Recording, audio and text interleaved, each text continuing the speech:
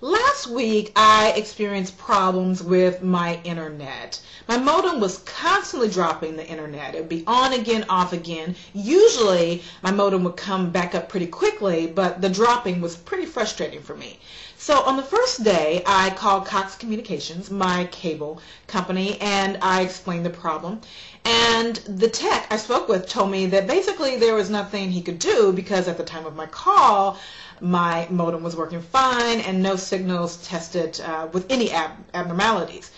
So this went on for 4 consecutive days, and every day I called. And by the time I would reach a live person, my modem would be up and running again. And so I got the same song and dance. There's really nothing we can do. So on the 4th day, I hung up and I went to Twitter and I posted a little gripe. I simply said, Cox Communications in Tulsa told me that there's basically nothing they can do about my internet constantly dropping. Logged off of Twitter, didn't think anything else about it until the next morning. I go back to Twitter and lo and behold, I have a tweet from Cox Communications. Someone from Cox simply writes, if you're having a problem with your internet, I may be of assistance. End of tweet. And so I immediately reply back, giving him my information. We get a conversation going, and I am wowed.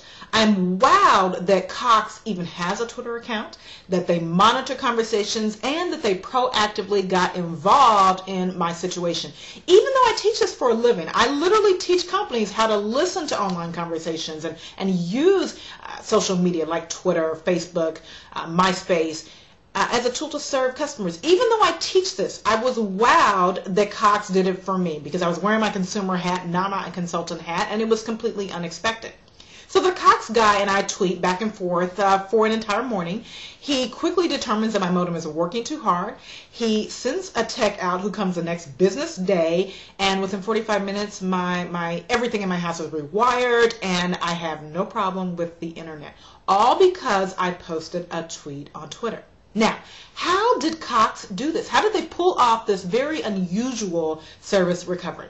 Well, probably they went to twittersearch.com. Twittersearch.com is a place where you can monitor any search term, your company name, your name, anything, and find out in real time what conversations are going on about, in this case, their brand. So probably Cox typed in Cox Communications, maybe had the keyword Tulsa, I'm not sure, and of course my tweet popped up.